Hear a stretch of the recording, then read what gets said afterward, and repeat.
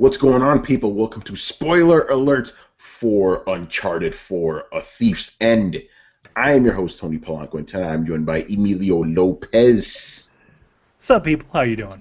and our good friend, EarthBender Charlie. Going on, boys and girls? I'm back. Happy Yeah, to be man. here. Yeah, thank you for being on so late, brother. Like I told you before the show. Oh, man. Okay, so we were really going to have like a bigger cast, but these motherfuckers started dropping off. And I almost canceled, but Manny yelled at me. So we did it. And Charlie's very thankful because he was up mad late. It's 3 a.m. for him, you know? 3:23 to be exact. Yeah, shit. All right, well, let's talk about this Uncharted. So, like, okay. By the way, this is like our second or third video game spoiler. We mostly just do movies on this shit, but video games, got to do video games too, and especially Uncharted because this is easily the biggest game that came out like this year. You know. All right, so as usual with spoiler, because we're still going to treat like a normal spoiler, we're going to give our quick impressions, and then we're going to go into the in-depth one. So I'll start off with, I thought the game was fucking great.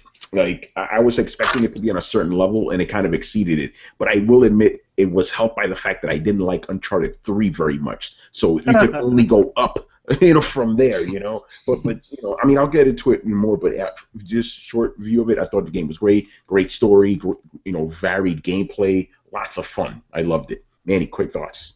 I liked it. I just had quite a bit of some issues with it, but in general, I still like it a lot better than Uncharted 3. All right, Charlie, quick thoughts.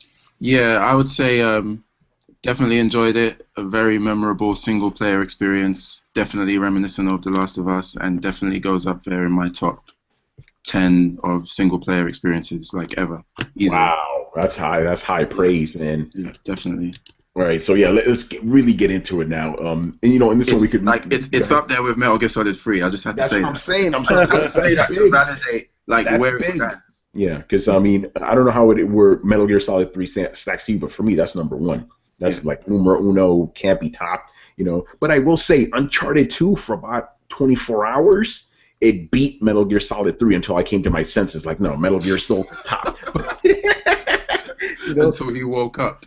Yeah, but for 24 hours, I'm like, yo, I think I like this shit more than Metal Gear. Man, this is crazy, So Uncharted 4 never gave me that feel that Uncharted 2 did. Obviously, it probably couldn't, But I think overall, this is going to be the controversial part. I enjoyed Uncharted 2 more, but I think this is a better game overall than Uncharted 4, than Uncharted 2 when it comes to not only kind of the variety of gameplay, but even the story, the way the story is told. You said it was, kind of came off The Last of Us, right? And I think you could tell a lot of that influence carried over to the story of this game, right? Like, it still feels like an Uncharted story. It's still fun and stuff, but it just felt more mature. I mean, let's just say, remember, this is a spoiler, there was no supernatural shit at all in this game. It was a straight story. I love that. Which, I did like that, but I feel like that would have been a better space to put that in between somewhere. You know what I mean? Because it seems like a little bit of a cop out as far as that goes. It's like, okay, I know that's usually the formula of an Uncharted game. It's like, okay, you get to the hidden city and then it's some sort of crazy supernatural shit, right? Yeah. But I feel like if we moved this Uncharted, at least the main story of it to somewhere else, like in the series, I think it would have fit better. Like, I almost feel like you think it hurts it that it didn't have a supernatural element to it. I feel like this idea would have been better as an Uncharted 1.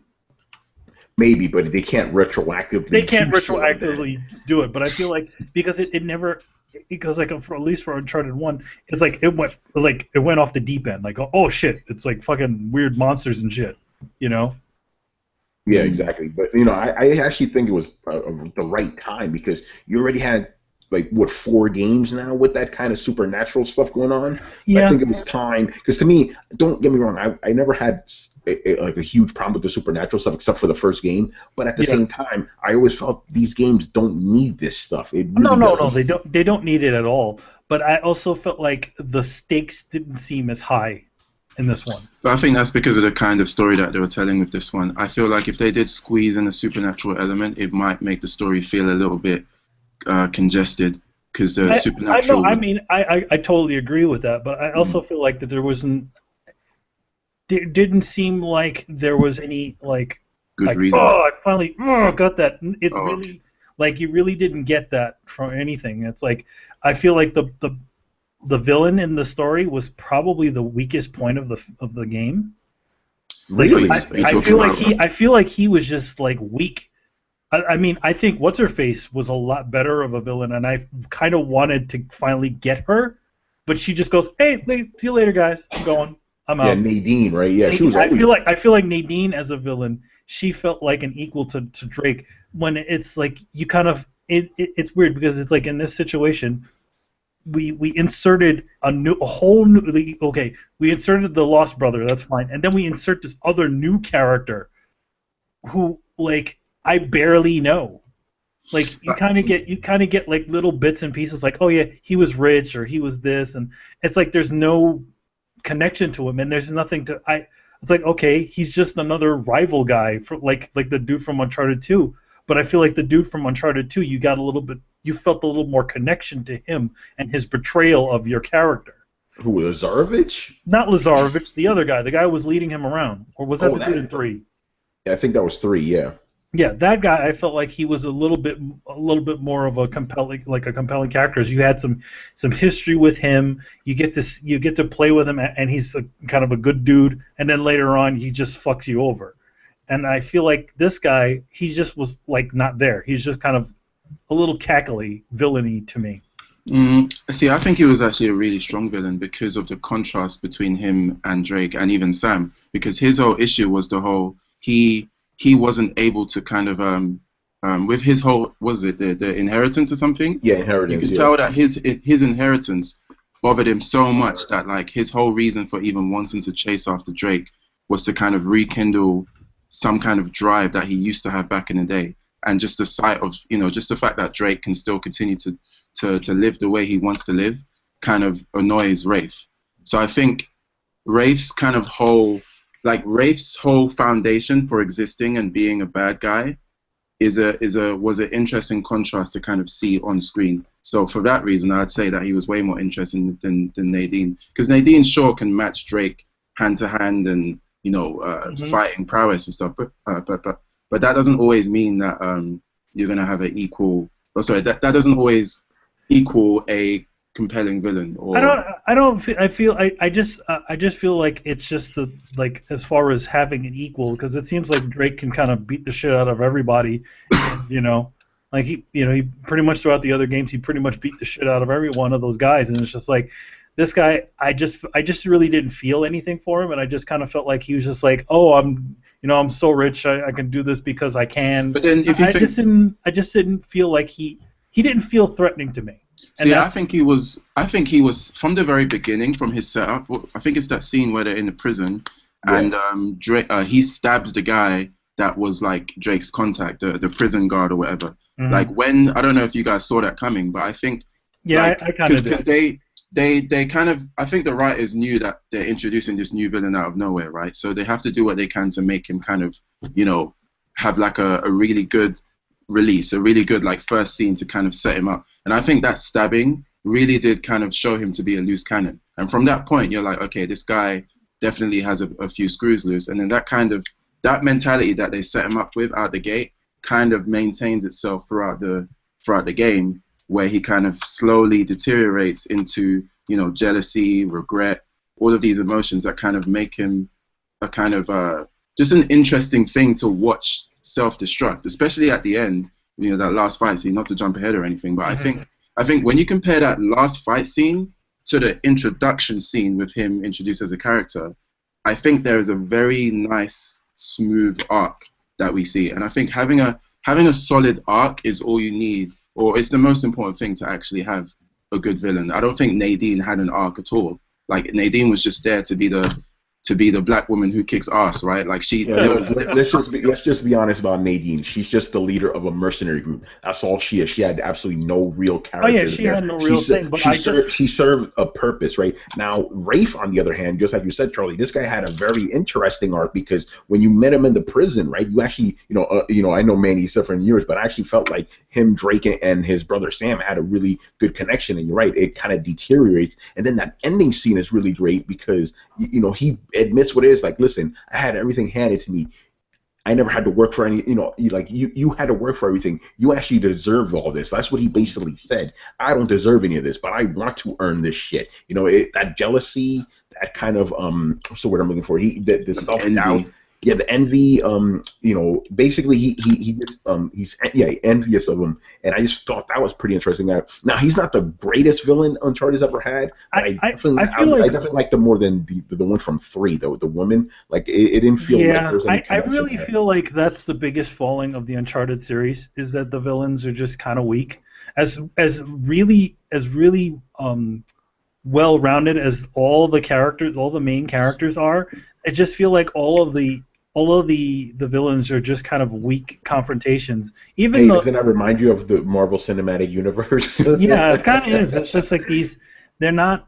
I mean, at least for me, I just felt like this guy, just like a lot of the other villains, are just not compelling, and they're just kind of like they're just there to add conflict. They're there to add conflict and 600 soldiers for you to shoot, which is how many people you shoot in the game. But would you say that even though you've said that, would you say that you can at least see the crumbs or the attempt to actually build a compelling villain? I can see it, but I just didn't feel anything for this villain. I didn't feel like I was in any sort of danger, any sort of anything from him, and it just seemed like, okay, so now and at the end of the game, it just felt like he became a Disney villain. All of his hair is all messed up, and he's like, "I'll destroy you," whatever. It's like, oh, here we go. But you know what? I think that's partly because of just the nature of the game. I mean, you play this wisecracking guy who kills millions of, like, literal genocide in, like, random countries around the world, and then you're climbing like nothing happened, and then you commit more genocide. I think when you're playing that kind of character, and it's funny that you said Disney-esque, because it does feel, I feel like it's hard to have a villain that actually feels like you're threatened by, because you're this Nathan Drake who's seemingly invincible, killing everyone in his sight. Like, how do you make a villain that actually makes you feel like, oh shit, I might actually die? I don't think that's the whole. I don't think that's the only way to have a villain do its job. And Nadine provided that, because when you got in a fight where it's like, oh fuck, she's gonna kick the shit out. Yeah, I mean, I felt like there was more. It's like Nathan Drake is really good with like gun combat. When it comes to hand-to-hand combat against a Marine, he's gonna get fucked up. I feel like Nadine felt the most threatening out of any sort of villain, and she just kind of just left. You got really nothing from her at the end. Yeah, that was okay, because it makes sense because of her arc. It's like, okay, I don't want to deal with you guys anymore. I'm out. You killed my 600 soldiers. Genocide. You literally killed every single. I was looking at my numbers on the game. I was like, oh my god, I literally killed 620-something soldiers. Yeah, that's crazy. How many people? This guy must have. Obviously, he has millions in order to hire like 600 mercenaries. Well, see, he hired her mercenary company. They're PM, with PMCs basically. Yeah, PMC. That's Metal Gear levels right there. Yeah, so, but let's actually go back to the beginning. I mean, we kind of went through the whole thing, but I mean, like at least for me, it was so the beginning of the game. It kind of felt a little slow, and I thought it was interesting, but it was also a little bit slow. It kind of earned its pace a little bit. I'm like, okay, here we go. We're playing to like 2 kids, and we're in a jail, and I'm like, all right, and then it started to keep on going up and up and up, and I really liked that kind of. Yeah, I want to jump on what you said. Earned its pace, because every Uncharted game has just thrown you in like directly and stuff. I love the fact that this game had a slow burn. It slowly brought you in. Like I thought this worked well, not only for new people to get to know the characters more, but for us. We've been through all this already. Why do we need to rush it? Let's take our sweet time. This is the final Uncharted game. There is no need to rush this shit. I think that's the Last of Us thing too, where you slowly weave into it. They do kind of start you off in a boat race where you're like trying to dodge a bunch of things. It's still Uncharted, It's still Uncharted, but I feel like essentially it just totally is like, all right, you think he's what now? How do we get to this point? Let's go back. Yeah, I really like the way they just built that up, man. It was like, again, this is the final game. Why are we rushing this shit? And I love how during all that, you kind of had a little bit of legacy of like things, especially when Sam was introduced. Like, dude, you did all this shit, and you get to tell him all these crazy things you did. Hmm. I really, really enjoyed that. Which Charlie, which one did you tell him, by the way? I told him the first one. You told You him know, Uncharted 1. What did you Actually, do? no. I told him the second one, because he said the Oh, most Uncharted interesting one. I told him that one. But Charlie, what do you think of the way the game kind of slowly unveiled itself? Yeah, it definitely, like, I liked it, like you guys did. I feel like it was definitely necessary considering the kind of story that they were telling this time. They were clearly going for a more emotional, dramatic route, which was cool. They did start off fast. Like, I mean, I'm pretty sure in that boat chase you're literally invincible. So it's Yeah, like you already know that. Yeah, we're gonna start you off with action, and you can't die, just so that you kind of get into that mood. Yeah, I thought it got off to a great start, and that whole Crash Bandicoot scene, mate, I was smiling so hard. man, that That cracked was me so the fuck good. up. I was like, This did, the did, banter. did He's you like, guys, why is he feeling the fruit? yeah, there was so many memes in that one scene, like when he was talking about the load times and saying that he's a fox or whatever. Like that was like that's one thing I really liked about this game. Like, I can't remember the last time a game made me smile, like legitimately playing a game in my house by myself, smiling from ear to ear. Like, You're playing a game that within a doesn't game. exactly. Like, it was just, I don't know, that was really, really, really well done. I'm very impressed on how they got that to work too, because they Mm. obviously were running a Yeah, they're portion of emulating it. Crash Bandicoot within the Uncharted engine. So Mhm. I mean, that also explains why Sony bought the rights to Crash Bandicoot. If you remember, not long ago there was like some sort of media where they were like, yeah, Sony bought the rights to Crash Bandicoot. Why? We don't know. Well, Yeah. there you go. So they could literally put Crash Bandicoot within their game. Activision still owns Crash Bandicoot. Oh, they do. Yeah, Activision still owns it. But I thought it was just pretty funny. Even Ray, he was like, "Yo, you got to jump over the things." Like, I do this for a living. I know what I'm doing. Yeah. Did you guys pass the Because I failed like every time. I never was able to complete the actual level. I never was. Yeah, because remember, there's that goal you have to hit. I Yeah. never made it there. I missed it, yeah. Yeah. Because the thing is, in that part, you can't use the analog stick. You have to use the D-pad, right? Yeah. And it just was not working for me, man. Because I'm wondering if there's like an extra cool scene if you pass. 'Cause I'm Well, guessing there is there's a trophy if you surpass her score. Shit. Okay. Okay, I got to go back then. Well, But I just- agree, man. just That a part was so funny, man. Just a word to the wise, it's actually easier to play it in the second time you play it. Not really though, because I did it the second time and I died. No, there is. Your goal is to get more points than Elena's score. In the second time you play it, there is an extra life that you get that'll put you over the edge. What for? When you're playing as Nathan Drake's daughter? Yes. I didn't beat it either. Yeah. If you get I died at the exact same spot. Oh, okay. But the thing is that like in order for you to get all the to get it, you have to get a higher score. So all you really need to do is just make sure you smash all the boxes and get whatever's inside of them. But in the second time around when you play, there's an extra life there, and that gets you over the edge. And if you get all those little apples and things, then you can finally beat her score. It didn't get me over the edge. I died at the same spot. I don't know make how that final jump. I don't know how many people have done it with the first one, which would be pretty awesome. Yeah, I didn't do it either. I literally did the same on both of them. Like, it's hard to control it with just the D-pad and stuff, Mm-hmm. I don't know how the hell people played that game back in the day. Yeah, that's hilarious. But yeah, that whole scene. And one thing I want to use that scene to kind of go into as well is just the acting in these games. Like, they've always been good from the beginning anyway, but I think since The Last of Us and with this game, like, they've really managed to, like, how many games can you say it has good graphics, great music, and the acting is legitimately, like, spot on? Like you would compare this to any AAA film you would see with fucking Benedict Cumberbatch or, like, Chris Evans, whoever. Name whatever actor you like, right? Like, Troy Baker is just a legend. And Nolan North and whoever plays Rafe.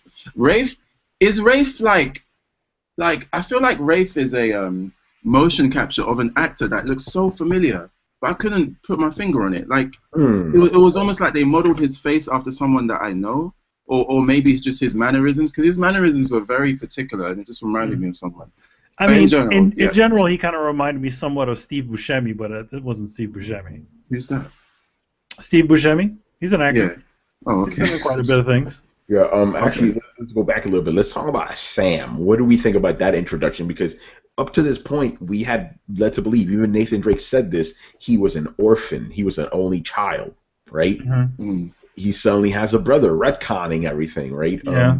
I guess we don't really talk about that shit. They're free to do whatever it is, but But we they should did get to, explain it within the game, though. yeah, they They did. did try to, Yeah. and it So makes yeah. sense. So what do we think of that? Because I thought it was like I thought the whole because at first it felt to be honest it felt a little forced. Like really Naughty Dog, you're just like tossing his brother in there all of a sudden. Yeah, I mean, But then as the game went, I'm like, okay, I understand what they did now, and then actually fit. Even though let's just be honest, Sam is not exactly the most likable person.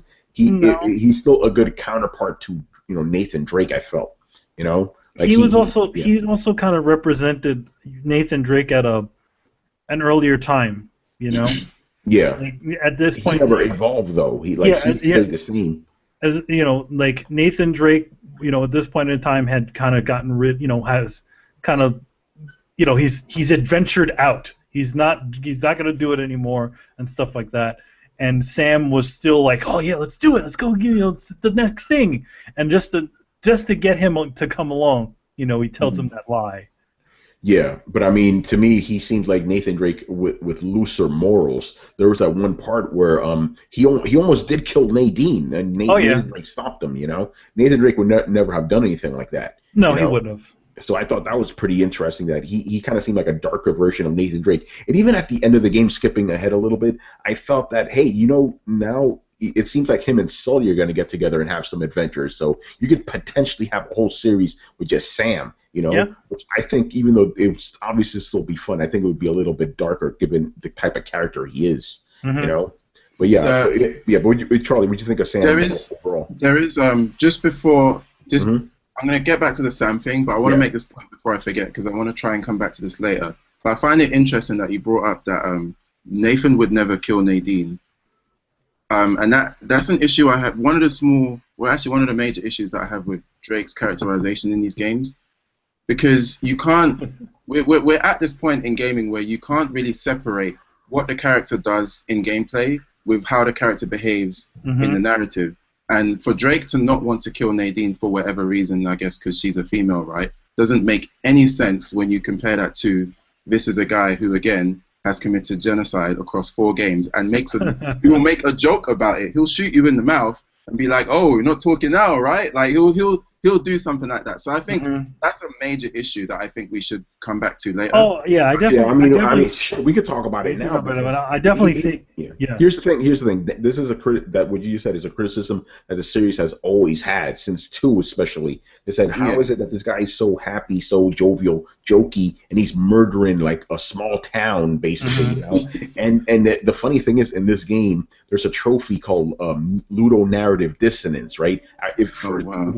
For the people who don't know what that means, it's basically like you said, the gameplay is telling you one thing, the story is telling you one thing, and they don't mesh together. In this game, if you kill 1,000 people, you get a trophy for Ludo Narrative Dissonance. That's pretty So even they acknowledge it. Again, the series is always getting kind of heat that like you kill all these guys, and staying on that, I find it really interesting. I mean, Manny, I know you gave a really high body count there, but I still find it interesting. It felt to me in this game, I killed less people in this game than I did before.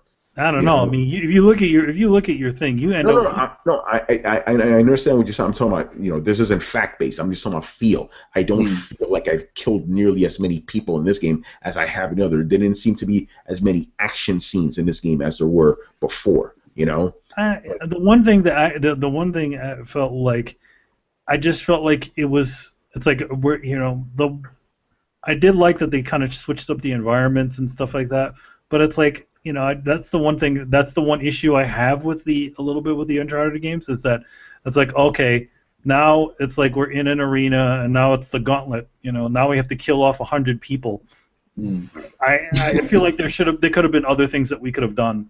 Yeah, because but at the same time, I don't feel this game was as guilty of that as before, because like I told you, I actually played most of this game like I was playing Metal Gear. I was being very, very Oh stealthy. no, yeah, same here. I mean, you can change it up, but once you get to that last Oh yeah, no, island, you it's just cannot you yeah, can't that's for it. a lot of those fights you cannot skip them. They're Yeah. they're they're forcing you down the river, you Oh know. yeah, no, but at the same time, to me, it didn't feel again personally, it didn't feel that bad because I had already spent this entire time literally avoiding gunfights. So not when they threw me into the middle of like three consecutive gunfights, it didn't. It was like okay, now we're changing things up again, you know. Hmm. But I did like the fact that I was able to just. There was one point I'm like, man, I wish I could whistle and have a start gun. It would just it'd be like Metal Gear fully, you know, because I Yeah. see guys over there, I'm like, I wish I could whistle so I could get them over here, so I could kill them, And you then know. the other thing is I don't like about a lot of the fight some of the gunfights. It's like as soon as you get seen or as soon as the 50 gunfight. dudes, extra dudes show up. Yeah, Yeah. 50 dudes get show up, and then the other thing is that they all have like psychic powers. You could be like hide and go somewhere else, and then all of a sudden, those guys would just follow you. Yeah, video games, man. That always seems In to my happen. experience, I found it quite easy to hide. You could, Yeah. like, there's parts where you can hide in the grass. You would literally shoot someone in the head and just do like 7 rolls into the grass, and then they're like, "Where is he?" In fact, I actually think I mean, I'm guessing you guys played on moderate like I did, or did you guys play? Yeah, I Yeah. played on middle. Yeah, Yeah. normal. So- Yeah, I paid it on moderate. But on moderate, like I think the AI was a little bit too much of a pushover. Charlie- Just in terms of Wait, would you say there was a little bit what? a little bit of a pushover. Okay, Just okay, yeah, I'm gonna stop you right there because you're being very generous. The AI was fucking Okay. dumb as Yeah, shit. yeah. Oh The yeah, AI it was was stupid. bad. Son, I would literally go up to a guy, face him 2 feet in front of him, and he's just like, huh? What was Like, that you guys noise? are dumb as shit. And then, like you said, I kill a bunch of guys, go hide. Like, oh, I Yeah. guess nothing's happened. It's like, Yeah. are you serious? Yeah, it was pretty bad. Like, no, it's bad, dude. Let's just give it's bad. Like, I don't know if I'm crushing to get smarter or something. The only thing they did, which I thought was kind of cool, was they fucking flanked the shit out of you, man. Oh yeah, Yeah. they'll find other ways. But I did the biggest issue I've always had is they all have psychic powers and know exactly where to shoot and perfect locations to throw their grenades. Yeah. Mhm. They literally throw it right up in your face. Yeah, but again, most games have that problem. It's like they all magically know exactly where you are. You No, know, I mean, in Metal Gear, it's not like that. If you it feels like that in Metal Gear. You know, No, you don't. Like once you, especially once you're, you can get to a point where you can like hide enough, and they'll start looking for you. Yeah, Like, but like you I can know break- games like Grand Theft Auto. It's like, do I have a GPS system on me? How are all these cops coming to me? I'm chilling Yeah. in a corner. No one can see me. What the fuck? They all come to me. A lot of games do that, so I'm not gonna fault Uncharted for doing that. But at the same time, I agree with you. It's like, really, how the hell do you guys know where I am right now? Mhm. You know. The only time You I was know- able to pull it off effectively was like there's this one part near the end where you could actually just swim underwater for a little bit. They just forget you're there, you know. But it's still dumb, you know. Mm. But yeah, yeah. Go ahead. going back to Sam, I really enjoyed his character. I liked how, again, Troy Baker is like a fountain of like unlimited talent. So Yeah. like just remembering that he did the voice of Joel and then hearing his voice here, it's like totally different. I'm like, how do you even do this? But I also enjoyed how throughout the game I wasn't sure. Like I was a bit tense because I wasn't sure if he was gonna like betray Drake or if he was gonna turn out to be just something that he wasn't, or even turn out to not be his brother. But then I guess that wouldn't make sense because there's flashbacks where he is. So I enjoyed his character. I thought he was really well. Yeah, I'm glad you brought that up too because I felt the same way. It's like, yo, is this dude gonna betray me now? Yeah. You know? Like he didn't exactly betray Nathan, but he did stick true to himself when he was like, you know what? I'm gonna go after this fucking treasure. Fuck you guys. And even Yeah. before that, when he revealed that he lied, or Rafe revealed that he lied about the drug dealer guy. Yeah. The whole breakout. But, by the way, that scene was pretty good. I liked how they instead of explaining a scene, they just made you play through it, made you play what Yeah. he was explaining. Yeah, which was you literally you were playing a fantasy. Yeah, It didn't exactly. happen. It didn't happen. That was really good. Yeah, See, that was- in that situation, I could excuse the boat sequence in Uncharted 3 if it was just some it sort was of a fantasy. Oh, because yeah, that portion of the game is just so out of place. It's out of Yeah. place because it doesn't fit with any of the storylines. It's like, and then I was in the ocean. Yeah. Okay. oh man. Man, but yeah, I thought Sam. But you're right. I was waiting for that. I'm like, yo, when is he gonna betray me? But Yeah. going back, you know, I mean, it's just overall the acting was just insane. But there was this one part. Remember where they actually find the city of Libertalia, It was just so funny to me because they both get there, right? And Samus is like, because this is his first like big find, right? So he's like, "Oh my God, like we did it, brother, we did it. I knew you'd make it, little brother." And Nathan Drake, like just the acting there, you can see it in his face. He stops and he's like, "You do realize this is my third like hidden city, right?" I find that the fact that there can be a hidden city in our age a little bit silly too, because if you see how much development, if you have that much development on that island, somebody would have seen that shit and be like, holy crap! There's this crazy town. This town with a bunch of broken ships and all kinds of other things just in the middle of this ocean next to Madagascar. How did nobody find this? Yeah, exactly. You know, there's even a whole, I forgot the name of the show, but there's a whole show dedicated to that. Basically, people finding weird shit on GPS. They would have, this would have been on like, yo, there's a crazy ass town over there. What is that? You know? and then the other one I thought was kind of funny is like, okay, there's this clock tower in the middle of this city in Madagascar, and Nathan Drake is literally ringing the bells on a friggin' no one shows up a tower that doesn't seem to be working, and then there's there's a big collapse in it, and everybody on the outside is like just like normal, just looking the other way. I'm like, what? Did you not notice this? Yeah, video games. Yeah, video games. But to me, I mean, that did stick out to me, obviously. But the thing, you know, during that whole tower scene, you know, especially when it's coming down, I'm like, how are you surviving this shit? But that I guess that's a good way to segue into the set pieces. Like some of those sequences were like, can we all agree that they're the best in like all of the Uncharted games, like those set pieces? Man, I'm gonna tell you right now, man. Like that clock tower scene, followed by the fucking like chase scene with the truck and stuff. Yeah, I was losing my mind. I'm screaming at the television. Yeah. I'm going fucking nuts. Yeah, the set pieces were ridiculous in this. You know, it was. And great. I think as well, one thing to consider as well is that, like, not only can we appreciate it just visually, but I think you have to give them some props, like just in terms of how they direct it. Because still, I think they perfected this with Uncharted 2 anyway, but with this game, like, even more so, it's very easy to see where to go, even though there's no, like, red flashing indicators to go this way or to jump onto this thing, right? And I think that it's so, like, crazy that they've managed to perfect that to create this most seamless kind of experience, regardless of how crazy the actual scene is. Like, with the clock tower stuff, like, there's a lot of stuff happening. There's a lot of shit falling on you. But you still, in the midst of all of that craziness, you still know generally, you know, where to go. You might fail, you know, you might mistime a jump or, you know, not see something. But for the most part, you know what to do. And I think that's like, they need to, I don't know, they just deserve some props outside of just how visually awesome it looks. Like, just there's a certain level of direction that like no other games are doing. And it comes to that too, because I think they're more speaking to your subconscious. You subconsciously know exactly where to go, where to turn, everything. You're right, because it seemed so seamless. You know, great directing. I mean, because directing doesn't just come from acting or everything; it comes from everything, right? Yeah. And game directing, you know, I feel it's a little bit more challenging than standard directing because you have to guide the player and hope they kind of take your cues without you being so overt about it. Exactly. Like the art of trying to guess, or trying to like manufacture where you want your player to look is so difficult, because all it takes is for them to not look in that direction.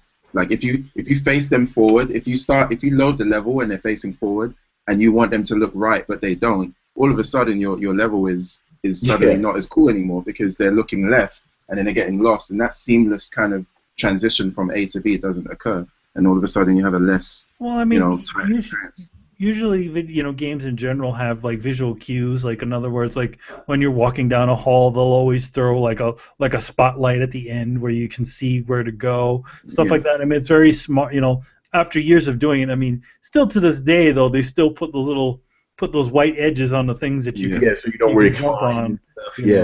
They give you those little bits of visual cues. But the other thing about it is that they also, a lot of the stuff that they put those things on, and they're locations that don't mean anything. Yeah, like you'll literally have a section that goes behind something, and you can climb up and go on the top, and there's nothing there. Yeah, You know, that's actually a pretty good segue because I want to talk about they called it the open linear design of the game. Mhm.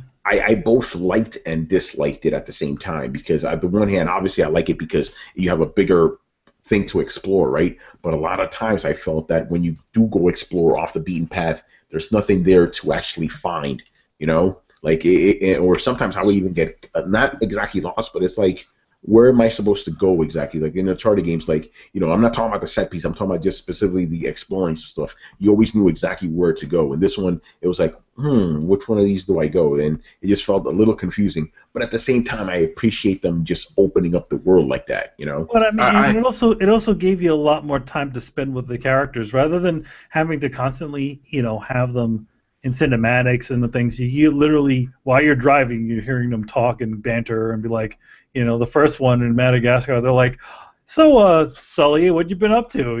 Just Yeah. normal conversation.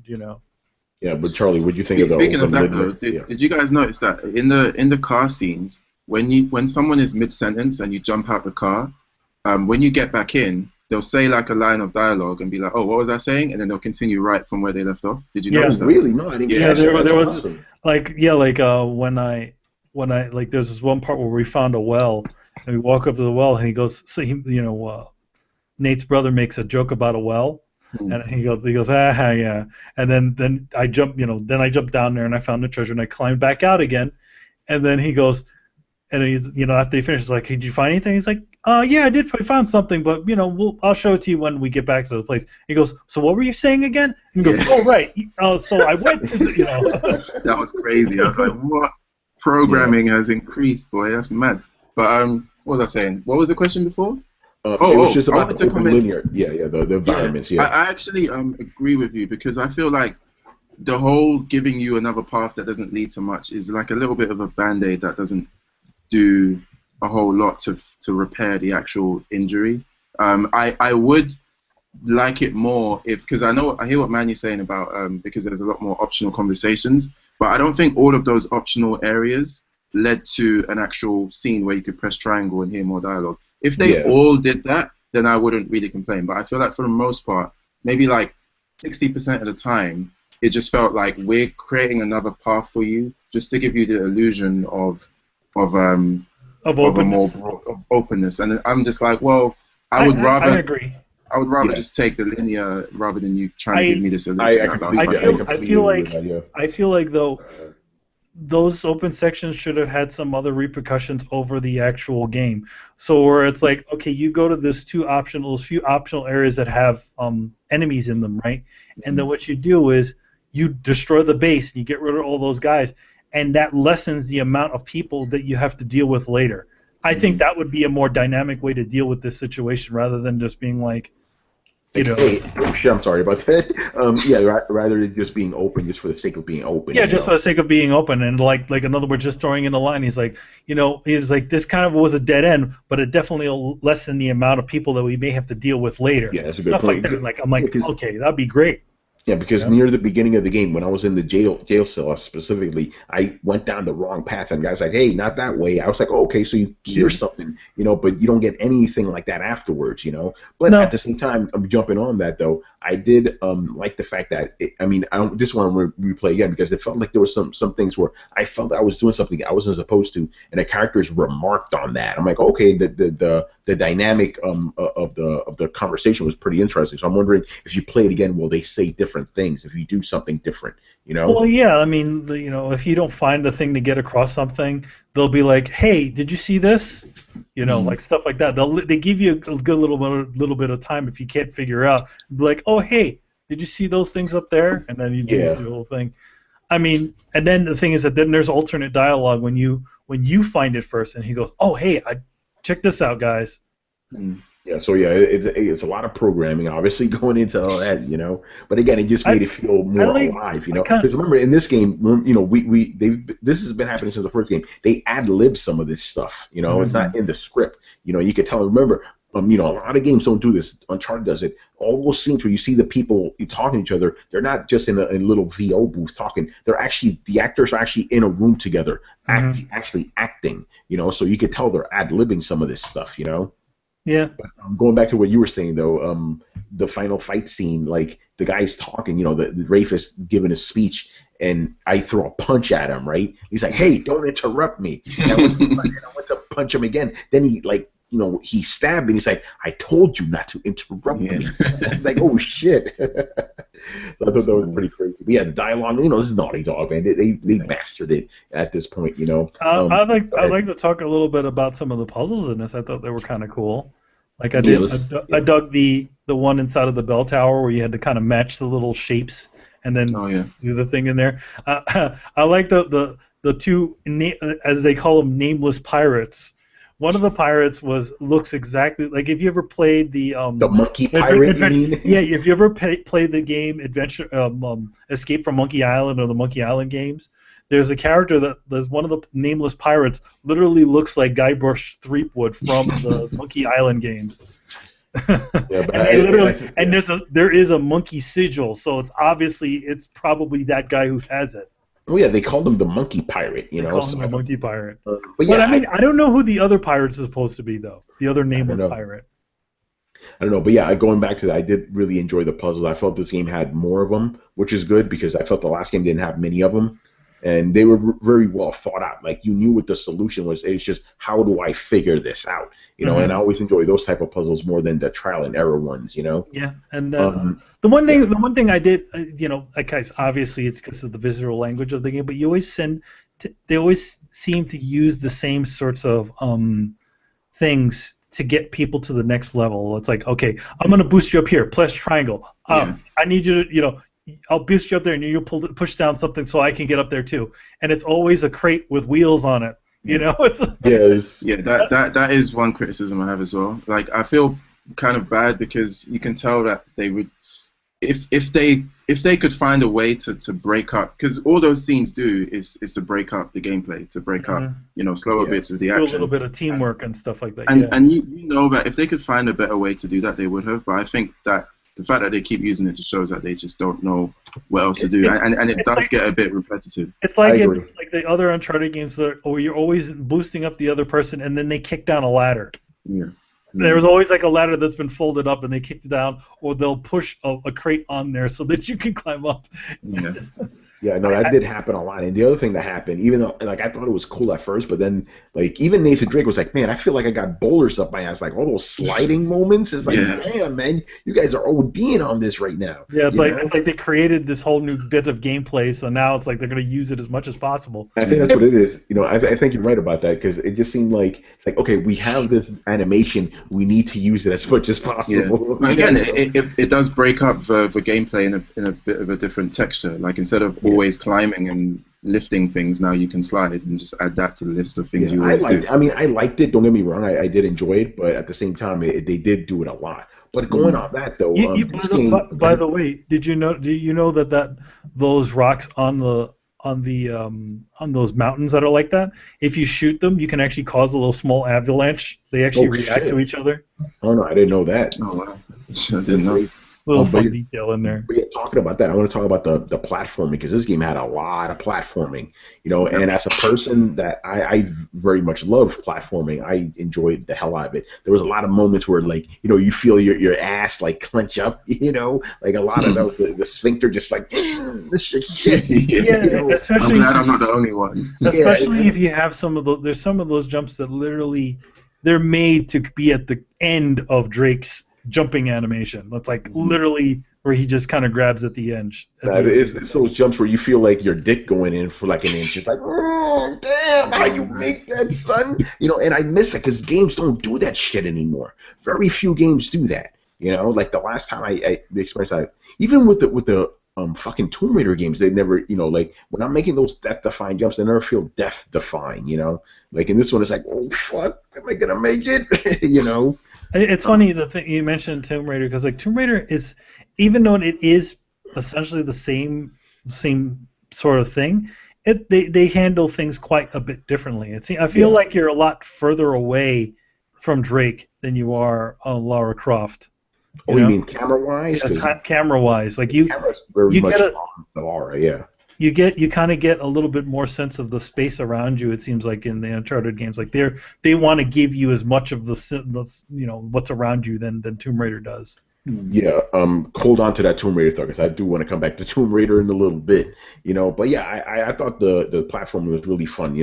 Again, like you did a lot of it, but I think it served the purpose because it wasn't like, okay, this game has more combat than platforming, or it has more platforming than combat. I felt it was a good balance of both of them. And secrets, even though secrets weren't as much as the other two, I still felt the balance of gameplay styles was pretty good in this game. Yeah, I never felt like I was doing the same thing too much for too long, because it like, even though there was a sort of pattern to it, it was like platforming, a little bit of dialogue, right? You get maybe a little bit of boosting, fighting, going back to more platforming, rinse and repeat. It was a little repetitive at that, but at the same time, it didn't feel like it felt like I was doing something different every time, Even though I was then exploding mummies. Fucking mummies. I actually just thought of this now, but I think maybe it wouldn't have fit with Uncharted. But if they ever did another game with climbing, which probably wouldn't be a smart idea, but I think if they had mixed, like in The Last of Us, where you had the whole mixing and crafting mechanic, imagine if Uncharted 4 had that, where you might have to craft something to help you once you get over that ledge to break down the door or whatever, right? Suddenly you have a lot more different things to do to break up the gameplay. It still allows room for characters to talk to you, and it just has a more varied texture to it. I think something like that is something that they were looking for, but they obviously probably wouldn't do that, because then it's just like copy and paste from Last of Us, right? And it probably but it would also slow the gameplay down. It's like, okay, let me craft shit now. I did like one of the new things they gave you was the new rope thing. I thought that was kind of cool. Oh yeah, that was cool. It was. I mean, we've swung before in the Uncharted games, but at no part. We never had any rope or anything that was with him. I mean, you would think he would have one though. Yeah, exactly. Especially with all that shit goes. Oh, I'm glad you brought that up, because I just find it funny. It's like, Nathan Drake, how did you learn a mechanic when you were a little kid and you don't know how to do it in part 1, 2, and 3, and then you learn it again in 4? Yeah, it's like, hey, remember this? Oh yeah. Video games. Yeah, you were literally doing this when you were 10 years old and you just forgot for like 30 years.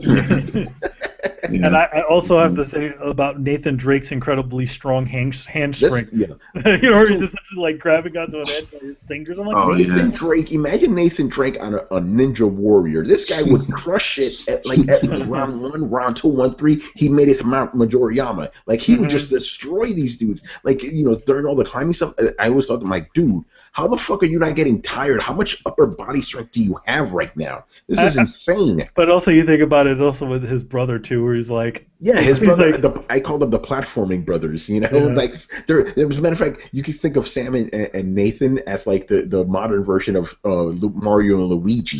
But the thing is, it's also kind of funny how Sully can do all that shit too.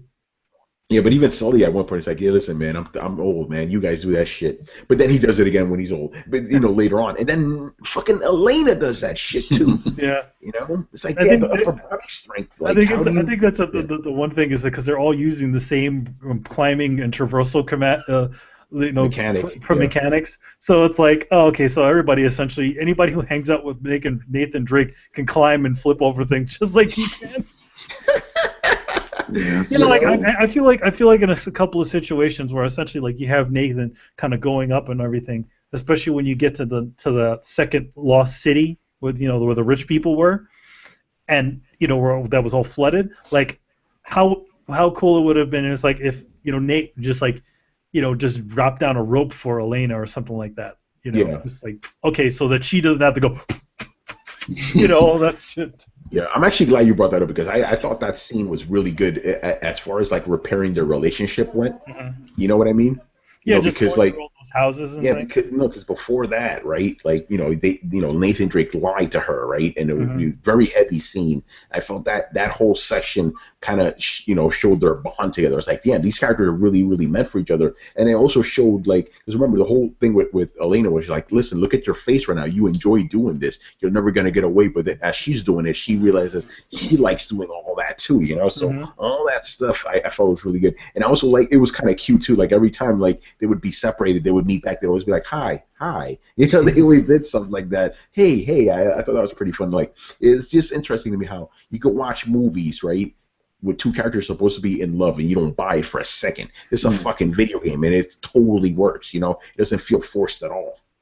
Yeah, that's another reason why I'm very like happy about this game, because I feel like this game is a big step in, or all these games are a big step in the right direction in terms of how just the potential of strong, compelling narratives in a video game, and the fact that they've still got a long way to go, or that they've still got a lot more to do in terms of perfecting it. It's not like the fact that this game is so good, you know, from a gameplay perspective and from a storytelling perspective, but it's not perfected the medium yet. It could still be done even more, you know, engaging, and I think that's like, I don't know, it's a really exciting time to see what they do next, because if anyone's going to push this kind of method of storytelling in games forward, it's going to be Naughty Dog and maybe like 2 or 3 other companies. Yeah, like no, I completely agree. Because you can tell that they care about that. Like, they want games to be able to do these things that movies can't.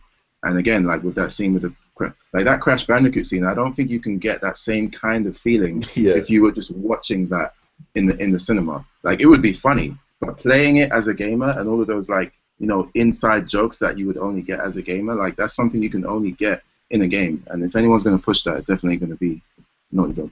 Yeah, I mean, I completely agree with you, because there's some things that video games can do, movies can't do, and we definitely need to. Because the thing is, people always say, "Oh, why are we getting so much story in games? We don't need story in games. We need gameplay in games." No, you could have story that is intrinsically video game-ish that movies can't do. You can still have a narrative, and it still be a video game. Like you said, that Crash Bandicoot scene could not work in a movie at all. It wouldn't have that same thing, because why? Because you're actually doing it yourself, you know. I completely agree with that.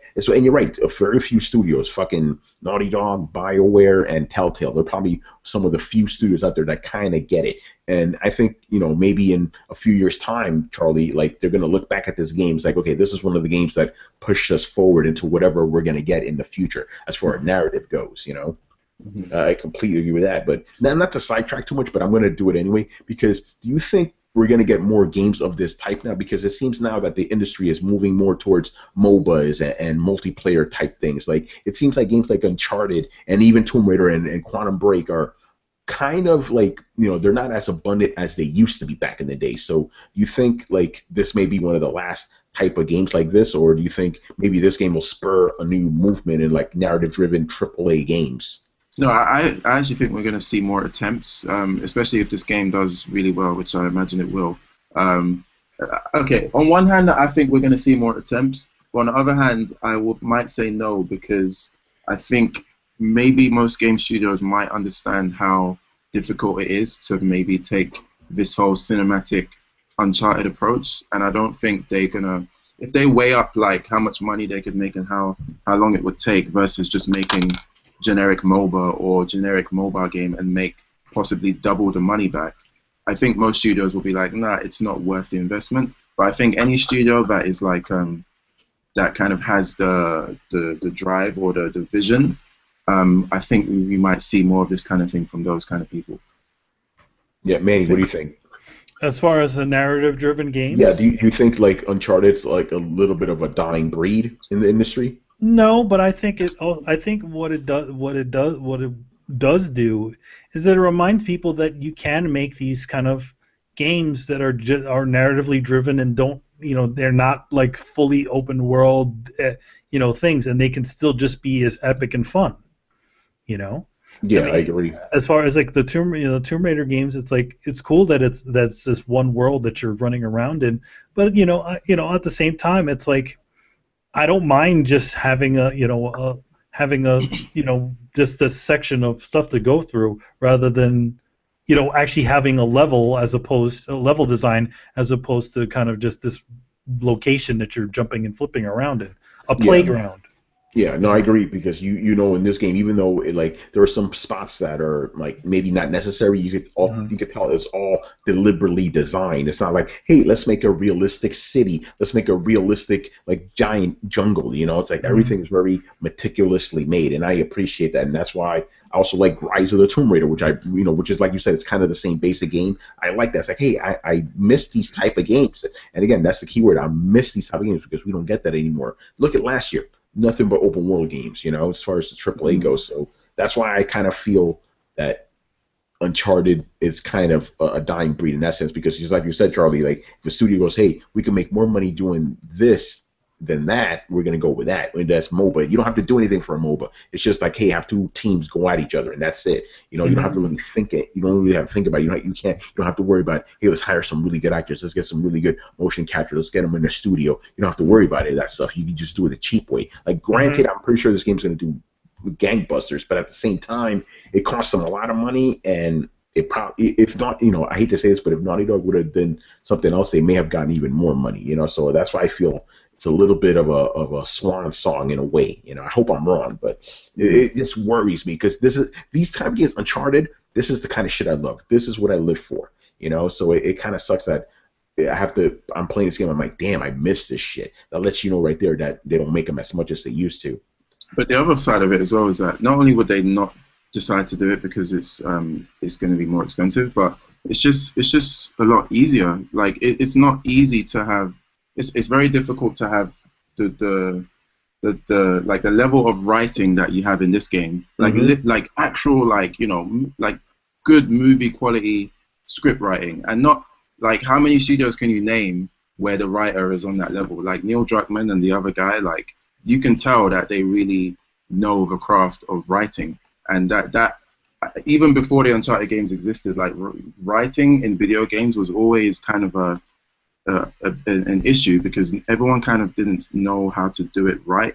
Or what would happen is they would get a movie director, like a famous script writer, and just think, oh, well, this guy's a famous movie script writer, so let's just have him write the script for our game, and hopefully that will pan out, right? Well, no, because this guy doesn't know how to work within the medium, and also if the Exactly. gameplay doesn't complement the writing, then you basically have two different experiences in one, and you just hope it's like oil and water at that point. So I think that's another scary thing as well. The fact that there doesn't seem to be enough writers in the game industry, and that might be because if you go off to college and you study like screenwriting or whatever, maybe at this current time, like if you look at whatever university and there's a bunch of kids studying screenwriting, I doubt that their professor is telling them that, hey, when you graduate, you can go into writing game stories. Like I think, like maybe that is something that's said, but for the most part, the money is in TV, it's in movies. Yeah. So until we get to a point where writing for video games is actually seen as a legitimate pathway, you're just gonna have these random like anomalies of people who are great at their job, like Neil Druckmann, and then the rest of the industry is just going to be, yeah, MOBAs and shooting games. Like, Yeah, because let's face it, the writing in video games, as far as story goes, it's always been a secondary, maybe even tertiary thing. That's not the primary thing, Mhm. mm, But with Uncharted and Bioware games, it is as much of a focus as the actual game. And you're right, a lot of people are not really thinking about that, Especially if mm, you go into like script writing school or whatever. It's like you're gonna go try to do a movie instead. You're not trying to do a fucking video game, Mhm. because it's yeah, a completely different beast, But that again, not to bring it down too much, but that's just I fear that, like, damn, we may not be getting too much of these because now all the money's in fucking MOBAs and all this other stuff. I mean, think about this. Name me the writer of the Call of Duty games. Well, you know, usually they get a screenwriter for they those get a things. screenwriter, but no one cares. No one gives a shit. So I just appreciate that this game even exists. mm, But yeah, let's move on. I want to talk about, because I think we pretty much covered the main chunk of the game. I want to talk about that fucking ending, the epilogue. Mhm. uh-oh, I thought that was interesting because remember, Neil Druckmann came out and said we're gonna have, this is gonna be a very controversial type of epilogue. I don't think it was controversial I at don't think all. it was controversial at all. yeah, Seriously. I'm confused as to why he said that. I think I know why, but I'm gonna let you finish first. He probably said it so he could generate hits and shit, I don't I think don't that I was don't it. I don't I don't feel like I mean, to be honest, it's like, hmm, I just felt I think the only problem I had with that ending is just the fact that how Drake and Elena had trouble explaining what they did before their daughter was Yeah. born.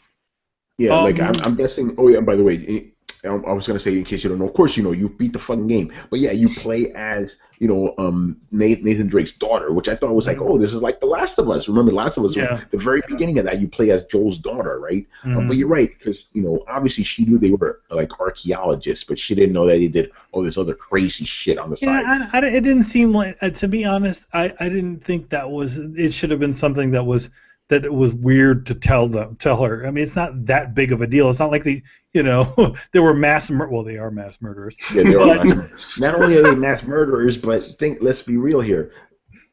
They literally experience fucking zombies and fucking yetis and all this other crazy but shit. they never say. But one thing about it is that even though they went and found all these amazing places, Drake never at any point goes to the thing and says, "Oh my God!" But there were these crazy fucking zombies that would explode. Yeah, but there was one part where he goes like, "Oh, maybe they got killed by pirate ghosts," and Lena's like, "Don't even joke about that." Yeah. Because even the other games, you may have had Pirate ghosts. pirate ghosts. But yeah, I thought the whole scene was pretty cool. What I found, going back a little bit, when you were playing as young Nathan Drake, I'm talking about like young grown up version of him, right? Mm-hmm. He looked younger than he did in Uncharted, right? Yeah. And I noticed that as he got older, he looked more and more like Nolan North. Like by the end, it just seemed like Nolan North was like, really funky looking hair. I thought that was pretty funny. Like the way they gradually made him more How old Nolan North. Yeah. How old do you think Drake is in this game? I think by the end of the game, he is as old as Nolan North is. Yeah, I think Nathan Drake. Something. Yeah, like I think Nathan Drake by the end of this game, he's probably like our age, like 35, 36 or whatever. Mm-hmm. Not you, Charlie. Obviously, you're the baby here. Yeah, I think because Nolan North is like 45, 46. I think Nathan Drake at the end of the game is that same age. He's 45, 46. But again, at the same time, I love the fact that he had wrinkles and shit. He had gray hair, but he's still acting the same. He's still throwing quips and shit. You're not gonna. The thing is that unless you have some sort of crazy thing that happens in your life, you're pretty much. I mean, look at us. We're literally pretty much the same people we've been in high school. Yeah, right? and probably in 15 years we'll be the same dudes too. Exactly. But maybe Nathan Drake can't make it to stage 2 of Ninja Warrior now. At his old age. That's the difference. But yeah, I actually, I don't know. I still enjoyed the scene overall. Even though my only complaint was I wish there was a little bit more. Because like, hey, what did you guys do all this time? And then the thing that Neil Druckmann had said that, the way we end this game, you can't make another Uncharted game. Yes, you can. There's like literally 12 years, man. The only difference between them now and then is the fact that now Nate is doing everything legitimately and he needs permits and stuff. I mean, theoretically, they could probably be incredibly rich because they know exactly where all these stupid things are in the different games. They could go back and friggin' excavate that friggin' where was that? That stupid the crazy pirate cave with all the gold in it. They know it was there. That is true. I mean, I don't think they could go back to Iramo, the pillars. They can't go back to that because the whole city was. But you're right. The pirate, they could still go back, get a diving team. They could even go back to the original Drake's, because his pirate, he had a bowl. I think they did go back to it because there was a shot with them and a bunch of gold. Yeah, just don't go to the bottom of the ocean where that fucking virus is or whatever. You don't need to go there. You don't need that. Yeah, but yeah, I enjoyed the scene. Like, I like the dog too. The dog looked pretty cool. You know. And that's a fun throwback too to the game. Because there was the part where he gets that little monkey and it steals his apple, right? That was hilarious. And he goes, he stole my apple, man. He goes, the lemur just stole my apple, and he goes, whatever. And he's like, man, I'm gonna get a dog. And he's like, if I get a dog, can I call it Victor? Yes. And that was the name of the dog. Well, was it? Because the dog was a girl. Vicky. I think it was Vicky. It was Vicky. I guess Vicky is Victor. But he's like, can I call it Victor? Yeah. Oh, I'm actually glad you brought that up because we almost didn't talk about this because everybody has always talked about it. Even though to us, I think I could vouch for all of us. It's the least important thing. But we got to talk about the graphics of this game. Now, at the end of it, the last scene where you're in the house and stuff, that looked fucking real. Like it looked like it was a straight up movie. And this is something Manny and I were talking about. As this game progressed, it kept looking better and better because when you first played, like, yeah, this game looks good, and then it's like it keeps looking better and better. And by the time you get to like I guess the last half of it, the jungle part, is like holy fucking shit! Like you really need to stop and just look around you because this is incredible. You know, it looks as good as the original games did to you when you saw them back like 10 years ago. You know, it's on that level because you remember when you saw that first Uncharted game, you were like, holy shit. This is crazy. Obviously, if you go back to it now, you'll be like, I don't know about this. I know. But, I mean, I think the old Uncharted games still hold up. I mean, granted, Nate doesn't look as realistic as he did. He looks more stylized. Yeah. But I don't think. I don't think it's like going back to like Metal Gear Solid, 1 type of stuff. But the point I was trying to make is like this game, at least to me, made me feel the way graphically that I had that that same feeling from the first game. It's like, wow, this is crazy. Like I think it's safe to say this is probably the best looking game released out there so far. This looks insane. Like I know you PC guys are probably gonna give a shit. No, find me a PC game that looks better than Uncharted, and I just give it to me, please, because I can't believe anything that looks better. I feel like as far as graphics wise, I think this one and the Order look really, really slick. Like you go back to the Order and there's just some beautiful lighting that they do on the characters on their close-ups. Which, by the way, I noticed a little fun thing that they do in the game. You mean this? When they're looking at objects and stuff. What I'm saying? It's like they pick up something. It's like, whoa, let me look. Oh yeah, well yeah, there's that. It's funny because now that makes more sense. Because in the Order, you're picking up all these dumb random like newspapers about nothing in the story. It's like okay. But in this, at least the things that you pick up, it's like, oh, okay, it expands the story a little bit. But the other thing is that during cinematics, I noticed that it's not that they get more detailed, but the shadow work gets more detailed for the close-ups. Like because it's still the in-game models. Because I actually proved this because, like, for example, like there was one part I did. Like he was all muddy and shit, right? That did it again. I kind of purposely went in some water and he was clean, so it's still real time, No, I mean, yeah, like all that stuff still happens in real time. But I know that what they seem to do is that whenever they use the close-ups, a lot of the shadow work is a lot better on them. Like because it's obviously because that's part of the reason why they don't allow you to pull out of any of the locations because those areas. It's locking you in. It's locked in that location for a reason because it's only really rendering the parts that you can see. Oh, you mean during photo mode? No, during photo mode, like you can zoom in and out, but you can't rotate around anything. Interesting. Anyway, Charlie, were you gonna say about the graphics? In regards to the in-engine thing, like a lot of the time in games, like when they do transition from gameplay to like a cutscene where someone's talking.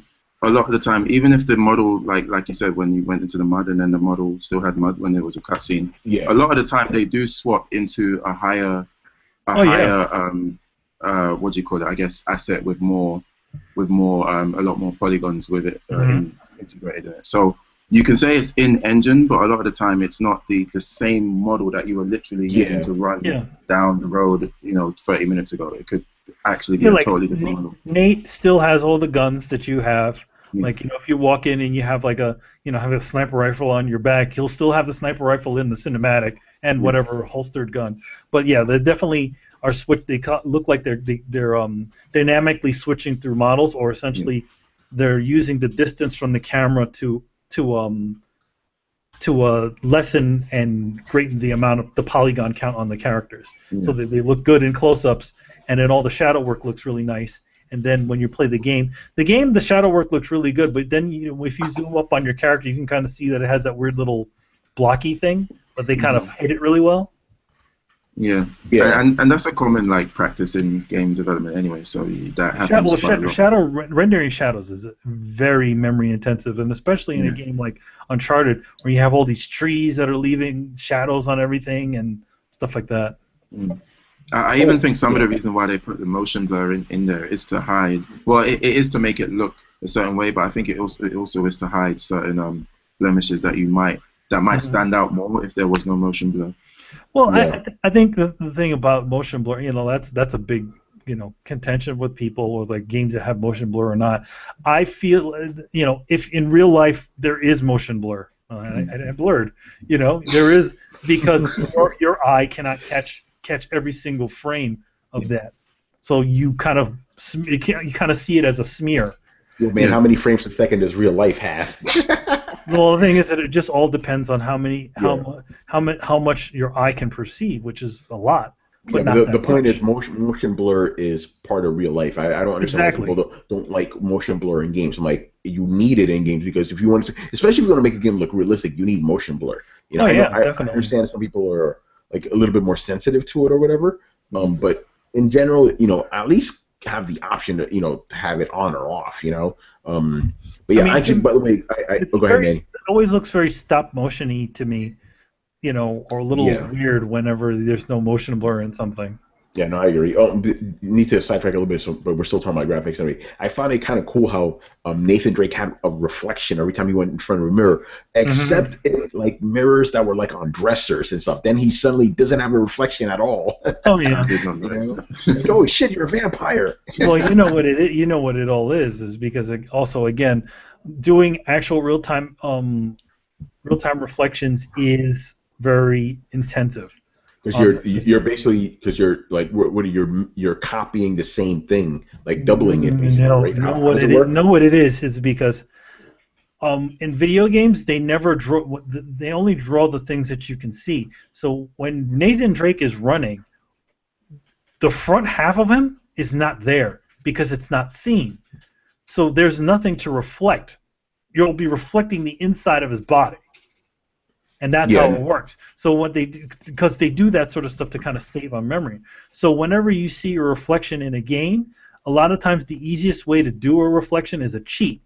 Essentially, they just reload the same model but from the front in a wall. Yeah. And that's how they do it. Yeah, that's why you don't see it a lot. Like the Order famously didn't have any reflections. Like when they didn't have any reflections. But what they do have in the Order is because they're using global illumination, things like clothing and stuff can leave a light, almost light reflection. Yeah. So like if the grass is green underneath you, the reflected light from the green grass will hit the character and illuminate the character slightly green.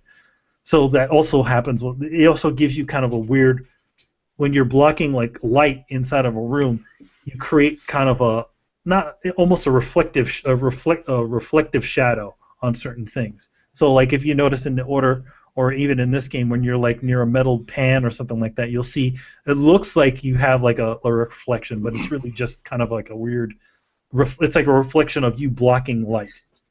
Yeah, and to be fair, you're not really supposed to home in on that stuff. You're supposed to kind of see it from like the side of your eye, so it looks good that way. Mm-hmm. The way a lot of the reflections are done in games is because it's not reflecting actually what's behind you. What they do is they literally just take a picture of the opposite side of the room and then put it behind the mirror, so that it's properly reflecting it. Also, they'll do like something with a shader and put something in there. But I mean, graphically, again, I don't think this game's gonna be beat for a little while. Like the running joke on Twitter was like, "Yo, man, this is PlayStation 5 levels of graphics right now."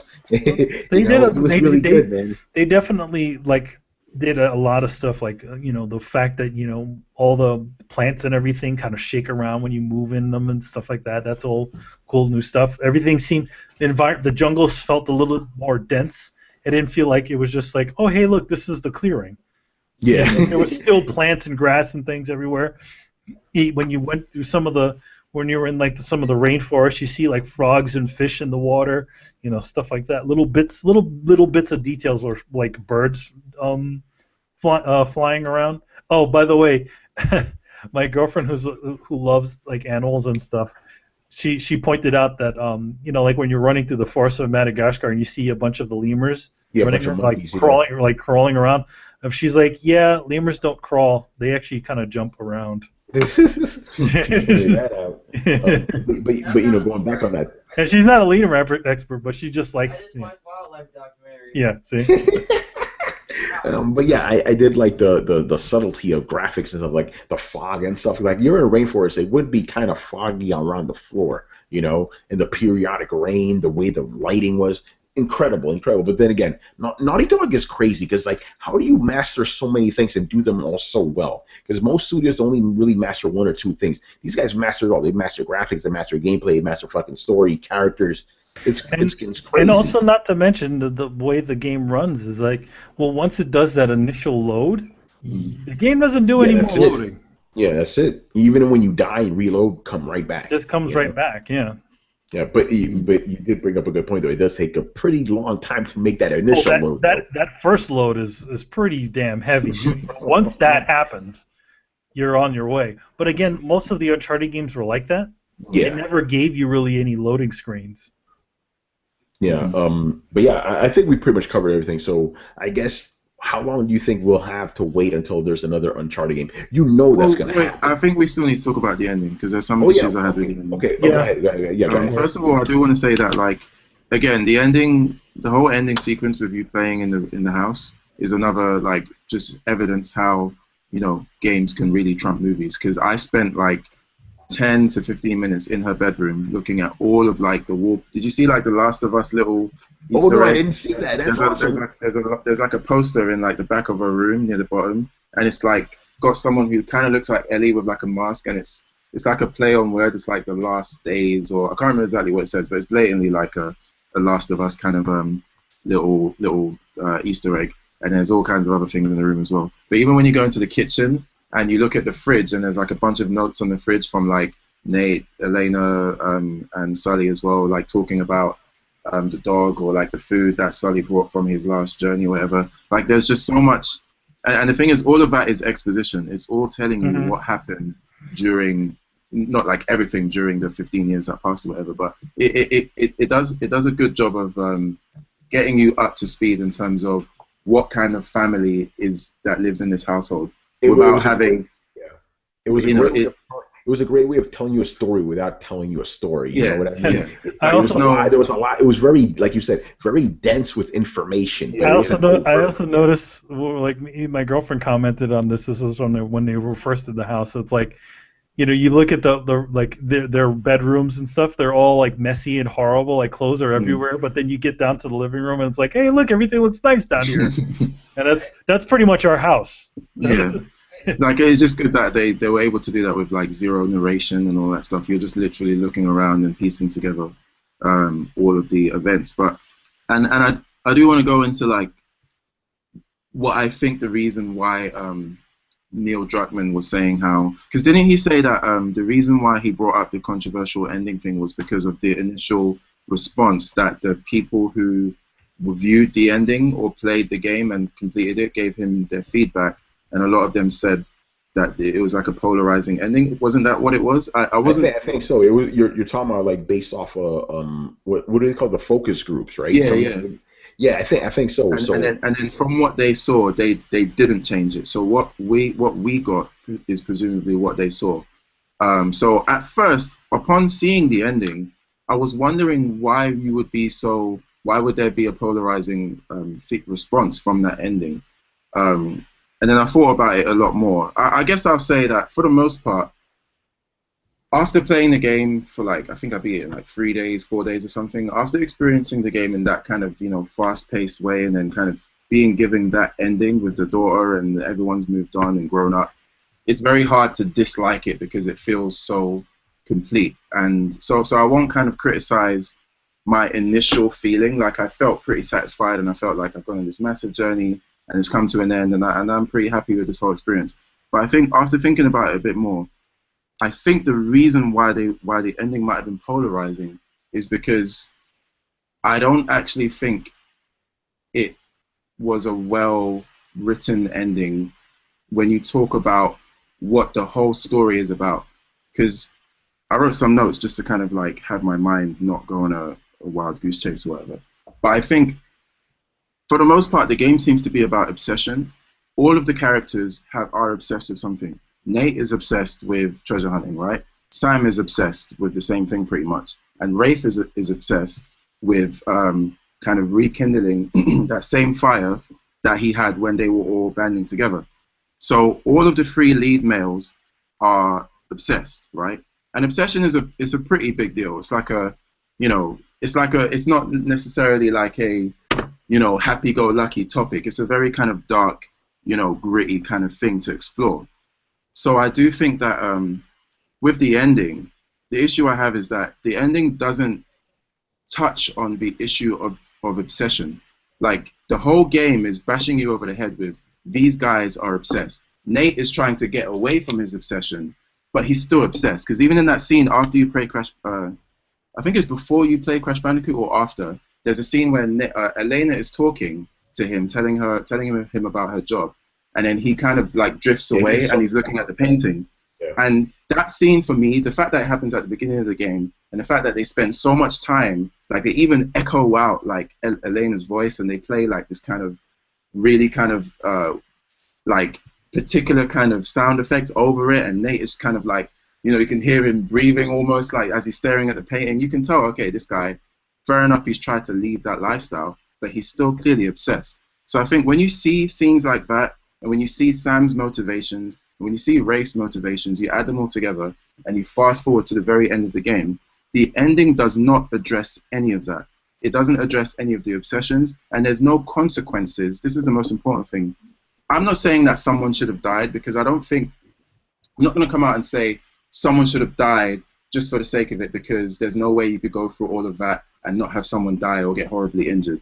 I think the greater issue is that there is no consequence from all of these characters' obsessions, and I think that's very unrealistic considering how much care they took with the writing and the drama and the acting, right? There's so much detail and so much care been put into that, but at the end you don't actually cultivate all of that and say, hey, this is what happens when you have obsessed people in this situation.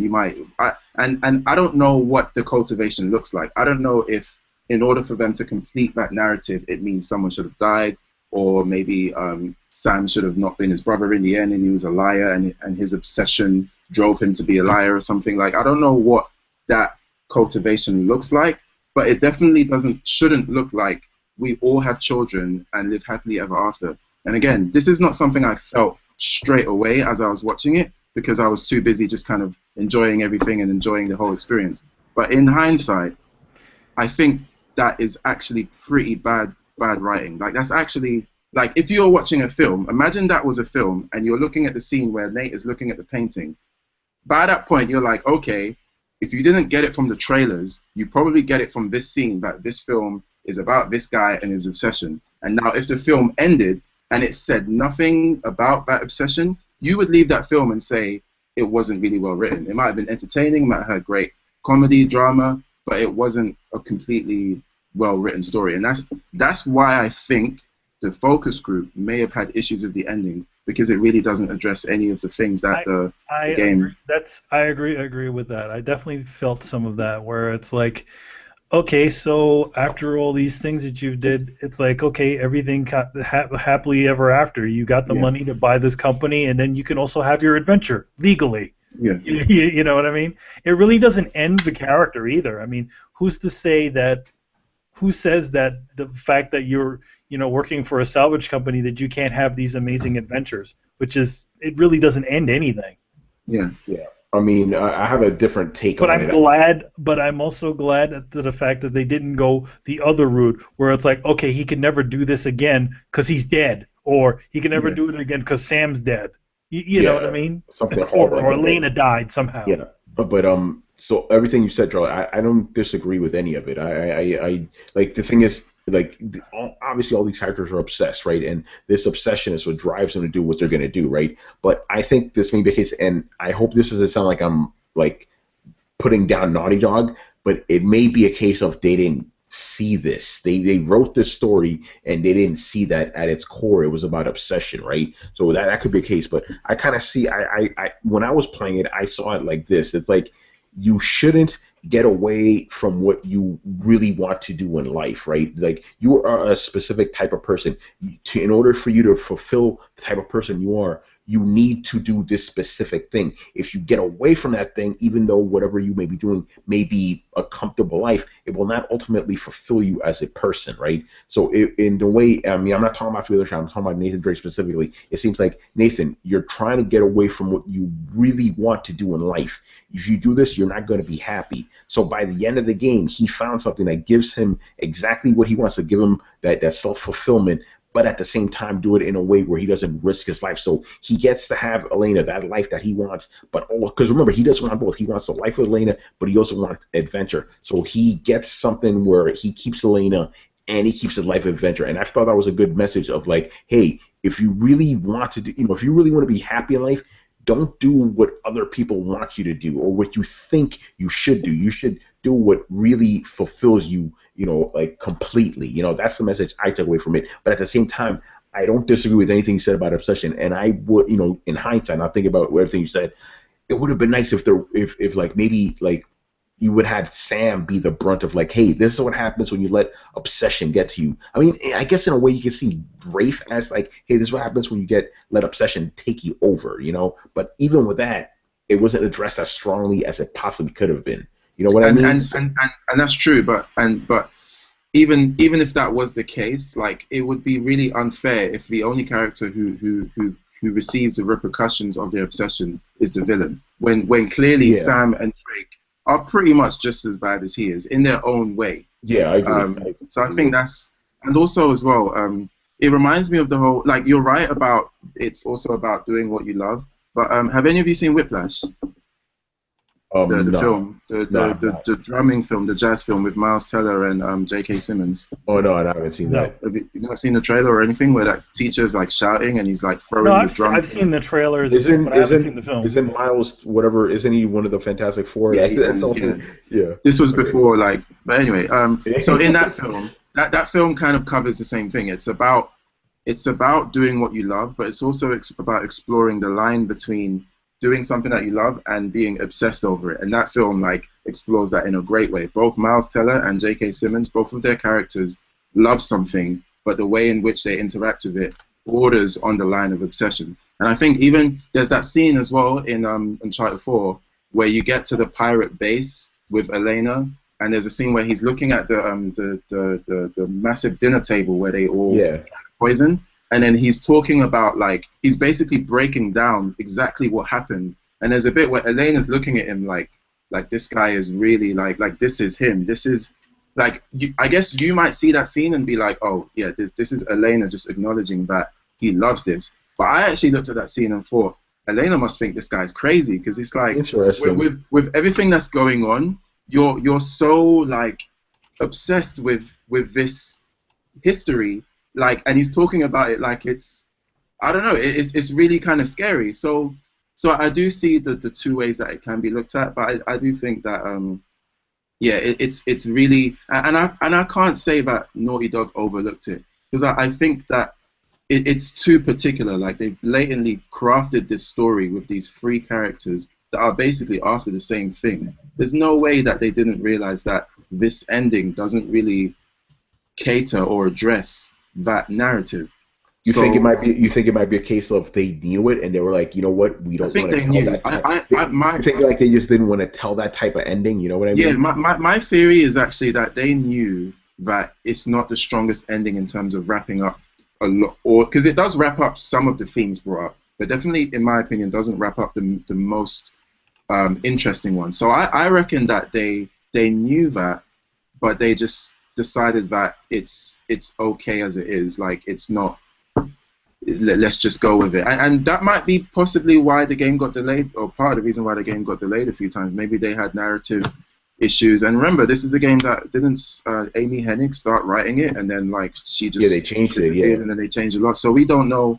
I do know in the credits it said there was like a massive thank you to Amy Hennig and stuff. Yeah, she gets a pretty big one. I don't know what happened though, because like, she hasn't even talked about it, and they don't really talk about it either. Yeah. I reckon that she got moved off the project after the success of Last of Us, and maybe Sony wanted them to take over. Yeah, maybe. I want to give a quick shout out to Blackstar. He actually has a question for us. Oh, sure. I'm glad he asked this too. He goes, "What did we think of the Henry Avery backstory?" Right, because if you think about the Henry Avery backstory, you see what happens when that obsession gets to you. Him and two killed each other. Mm-hmm. You know? Yeah. And that's why there's like such a poetic justice with the ending, the way that Rafe dies by literally being killed by the treasure. There's, again, not to like rail off the question, but like there's so many threads where it points to obsession. The main character's obsession, mirrored with the pirates of the past who are also obsessed with the same kind of thing. Yeah, because think about it, right? They built this society, right? This perfect pirate society or whatever, right? They could be free men, but ultimately they were undone by their obsession with gold. They literally murdered the entire population where it was only two guys left, and they killed each other. You saw both their skeletons. Both skeletons had swords in them. That's where obsession leads you. But I agree with you. I didn't see any of the main characters deal with it. The villain dealt with that, Yeah. But the and even the way Nadine just says, you know what, you guys are actually crazy. I'm going home. Like, even the fact that that's how that character ends, she understands that they're too much. So that's another theme that's another piece of evidence that shows that. I mean, yeah, I definitely agree that the game is also about a lot about obsession. I mean, even with the older woman, who the elderly lady who sent off Nate and their mom off to do this research, and to look for all these different cities to do the things that she couldn't do, but she never wanted to sell any of it. She just wanted to continue to collect it, and even all the way to her death, she didn't, she still didn't want to give it away. Yeah, but anyway, to answer the question more directly, I thought the Avery story was actually pretty cool, and it did. It's funny because it did mirror what was going on in the game, but the ending didn't mirror what happened in the actual game. Like it only mirrored it for the boss. Well, I mean, I think it also kind of ends up good for them because they decided to not stay and collect all the gold. They said, let's get the fuck out of here. Yeah, they got a couple pieces and that was it. Which is always the way all these Uncharted games end. They get one or two things and that's it. You know, I mean, to be honest, I mean, if you're walking through a friggin' treasure room, I mean, you just take a handful of that shit and throw it in your pocket. Take some of that real quick. Yeah. What does Nate got in his pockets other than maybe a pair of keys and a wallet? Yeah. Yeah, but again, just to answer the question even more directly, I actually did enjoy the backstory with Henry Avery and the pirates and stuff. Very different than other Uncharted games. And again, I know some people didn't like that, but I appreciate the fact that it was a straight story. It was like, hey, Henry Avery and his buddies did this, and then monsters showed up. Or somehow, essentially they were the monsters. But the thing is, it's like in other words, they weren't possessed by some sort of evil spirits or ghosts or something like that. It was just two men's greed. Yeah, it was greed. Exactly. I was just about to say it's just greed. And I think that the pirate stuff is actually like probably the best written backstory, like historical thing that they've done in Uncharted because of the way it does tie into the main story. Like it's not just this side thing to kind of drive the plot along. It's actually, like offhandedly telling you about the characters in a way that the main narrative can't. So yeah, there's clearly so much thought was put into that. And then also it's like how the backstory. Go ahead, Manny, and then I'll say. Okay. Also, it's like he you could tell how obsessive he was because he's literally just designed all these fucking Assassin's Creed like puzzles. It's like, oh yeah, we're gonna build this crazy bell tower, right? And what you have to do is you have to ring these bells, and then you have to solve a puzzle in the thing, and then you have to go here. Yeah, I mean, before I get to the point I was going to make, I just find it funny how it's fun. Didn't you find it convenient how the traps or doors that needed to open in order for the story to progress worked, yet other things didn't work? Yeah, you know what I'm saying. But anyway, the thing I was going to say, I felt that this backstory. Now that I'm thinking about it as we're talking, I think this backstory was more pertinent to the actual modern day events and all the other backstories were. We never even really got backstories for either ones before, but I felt the backstory with the pirates was very, because think about it, pirates, that's what these guys are. They're modern day piraires. Exactly. I think the backstory mirrored or better mirrored the current events than all the other ones have, That's all. Yeah, it's in that sense, I think you're right. It's like very meticulously made, but I think at the same time, and I know this may sound bad, but I'm going to say it, I think you're right. I think they kind of copped out on the ending a little bit because they wanted to give people a nice, happy rainbow ending, you know. Yeah, but I will say that again, just to clarify for the audience, like I do think it's a very hard ending to make because I think if you kill Drake or if you kill Sam, that's very predictable, and I don't think just killing them is going to make a better story if we all see it coming. But then not having a consequence is also feels a bit empty and unrealistic. And I think also to contrast this with The Last of Us, I'm assuming most people listening have played and completed The Last of Us. So if not, spoilers, spoilers in 5, 4, 3, 2, 1. With the ending of that, spoiler alert. with the ending of The Last of Us, that ending felt very complete and very respectful to what the story was telling you from the get-go. Like the fact that, like even I know a few people that didn't like the ending of that, but I think that just the fact that Joel lied to her at the end clearly showed you where he was at that point in time, and it's literally a reverse of how the story begins, like a total reverse. So for me, that's a well-written ending because it felt like there was an actual arc that started in one place, arced up, and then ended in another. And what was great about that, just to add to what you're saying, not only did he lie to her, but she knew he was lying. Exactly. Thank you.